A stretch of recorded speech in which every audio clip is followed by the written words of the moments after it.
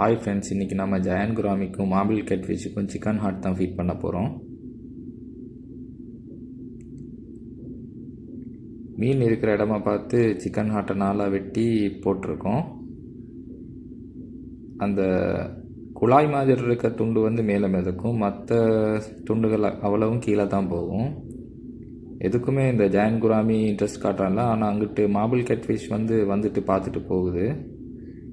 நான் இருக்கனால இதுகள் கொஞ்சம் கூச்சமாக இருக்குது. பெரிய மீன் ரெண்டு தான் கூச்சமாக இருக்குது, ஆனால் சின்ன மீன்கள் எதுவுமே கூச்சப்படுறதில்ல. பெரிய கீழே போன ஹார்ட் எல்லாத்தையும் மார்பிள் கேட்ஃபிஷ் தின்னுட்டான். அது எனக்கு வீடியோ பண்ண முடியலை.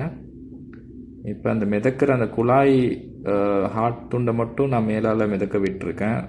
அப்போ கொஞ்சம் வீடியோ பண்ணுறதுக்கு ஈஸியாக இருக்கும். ஒரு கல் மேலே ஃபோனை வச்சுட்டு நான் போயிட்டேன். ஏன்னா நான் இருக்கும்போதும் அது பெருசாக வர்றதில்லை, இன்ட்ரெஸ்ட் காட்டுதில்லை.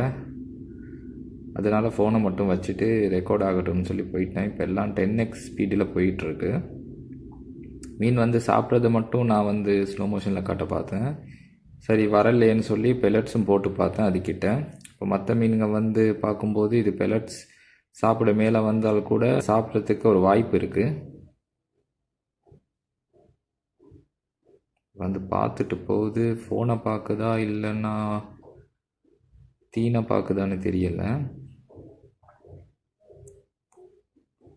தண்ணி ஏன் க்ளவுடியாக இருக்குன்னா, இன்னும் தண்ணி கண்டிஷன் ஆகலை. பெனிஃபிஷரி பாக்டீரியாஸ் எதுவும் இதில் பரவி இல்லை, பெருகி இல்லை. அதனால தான் தண்ணி கண்டிஷன் ஆகி இல்லை. அதெல்லாம் 10x ஸ்பீடில் போயிட்டுருக்கு friends. Gold fish, cat fish, சின்ன giant gourami, white giant gourami, அதுகள் தான் வந்து மேலே மேலே பார்த்துட்டு போகுது. ஆனால் அதுகளும் சிக்கன் ஹார்ட்டை கொஞ்சம் கூட டச் பண்ணவே இல்லை. இப்போ ஸ்லோ மோஷனில் இருக்குது. அது கொஞ்சம் கிட்ட பார்த்துட்டு போகிற மாதிரி ஒரு சீன் ஒன்று தான். அது கிட்ட பார்த்துட்டு அது தொட்டு கூட பார்க்கல. திருப்பி அது மேலே அதுக்கு எந்த இன்ட்ரெஸ்ட்டுமே இல்லை. இந்த ஜெயன் குராமி ரொம்ப புத்திசாலித்தனமான மீன். இதுக்கு முதல்ல இந்த ஃபோனை இது பார்க்காதனால இந்த ஃபோன் என்னென்னு டெஸ்ட் பண்ணிக்கிட்டு போதோ தெரியலை. மேலே பார்த்துட்டு,